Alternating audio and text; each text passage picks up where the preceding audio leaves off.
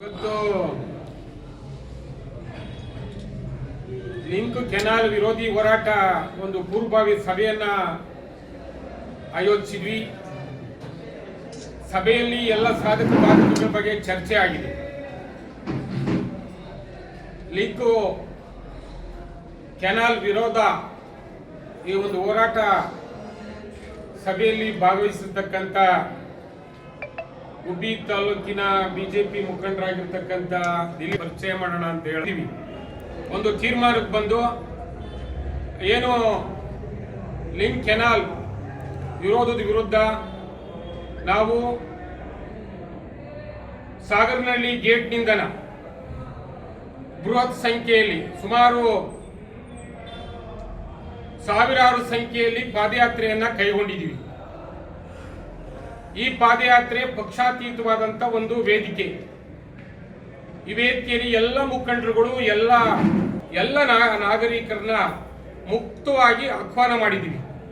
ಈ ಒಂದು ರೈತರನ್ನ ಎಲ್ಲರನ್ನೂ ಸಹ ಆಹ್ವಾನ ಮಾಡಿ ಈ ಒಂದು ಹೋರಾಟವ ಯಶಸ್ವಿ ಆಗಬೇಕು ಅಂತ ಹೇಳಿ ಎಲ್ರಿಗೂ ಸಹ ನಾವು ಸಭೆಯಲ್ಲಿ ಅವ್ರನ್ನ ವಿನಂತಿಸಿಕೊಂಡಿದ್ದೀವಿ. ಬರುವ 7ನೇ ತಾರೀಕು ಸಾಗರನಹಳ್ಳಿ ಗೇಟ್ನಿಂದನ ಬೃಹತ್ ಸಂಖ್ಯೆಯಲ್ಲಿ ಒಂದು ಪಾದಯಾತ್ರೆಯನ್ನು ಹಮ್ಮಿಕೊಂತೀವಿ.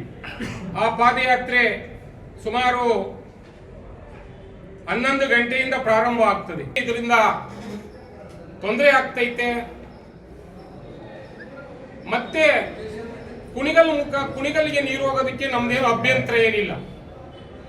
ಏನು ಮುಖ್ಯ ನಾಲೆ ಮುಖಾಂತರ ನೀರನ್ನ ತಗೊಂಡೋಗಿ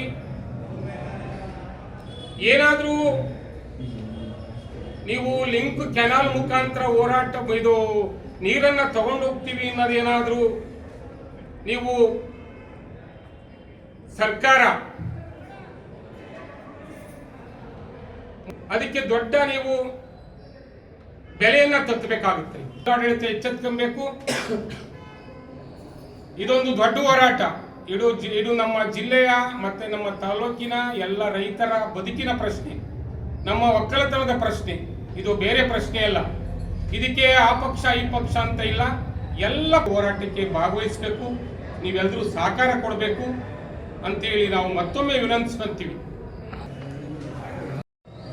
ನಮ್ಮ ಇಂಡಿಯಾ ಸಭೆನೂ ಆಗಿ ಇದು ಪಕ್ಷಾತೀತವಾಗಿ ರೈತರ ಪರ ಹೋರಾಟಕ್ಕೆ ನಿಲ್ಲಬೇಕಾಗ್ತದೆ. ನಾವೆಲ್ಲ ರೈತ ಹೋರಾಟಕ್ಕೆ ಬೆಂಬಲ ನೀಡಬೇಕು ಅನ್ನೋ ಸೂಚನೆ ಮೇರೆಗೆ ನಾವೆಲ್ಲ ಇವತ್ತು ಮುಖಂಡರುಗಳು ಪಕ್ಷಾತೀತವಾಗಿ ಸೇರಿ 7ನೇ ತಾರೀಕು ಪಾದಯಾತ್ರೆ ಅಂದ್ಕೊಳ್ಳಿ.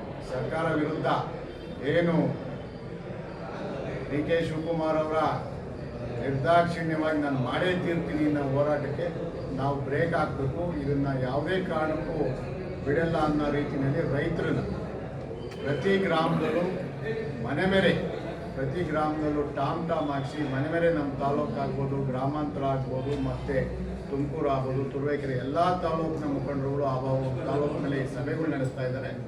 ಮತ್ತು ಹೆಚ್ಚಿನ ರೀತಿಯಲ್ಲಿ ಸುಮಾರು 20-25 ಸಾವಿರ ಜನ ನಾವು ಪಾದಯಾತ್ರೆಯಲ್ಲಿ ತೊಡಕತ್ತೀವಿ. 7ನೇ ತಾರೀಕು ಶುರುವಾದರೆ 7ನೇ ತಾರೀಕು ಚನ್ನಬಸವೇಶ್ವರ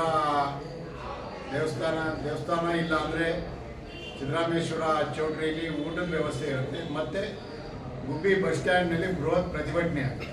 1 ಗಂಟೆ ಪಾದಯಾತ್ರೆ ಅಲ್ಲಿ ಪ್ರತಿಭಟನೆ ನಿಲ್ಲುತ್ತೆ. ನಂತರ ಕಳ್ಳಿಪಾಳ್ಯ ಹೋಮ್ ಪ್ಯಾಲೇಸ್ ಬಳಿ ಸಂಜೆ ತಂಗೋದು. ಮತ್ತು ಗ್ರಾಮಾಂತರದವರು ಮತ್ತು ಗುಬ್ಬಿ ತಾಲೂಕಿನವರು ಭಾನುವಾರ ಅಂದರೆ ಶನಿವಾರ ಭಾನುವಾರ ಇರುತ್ತೆ.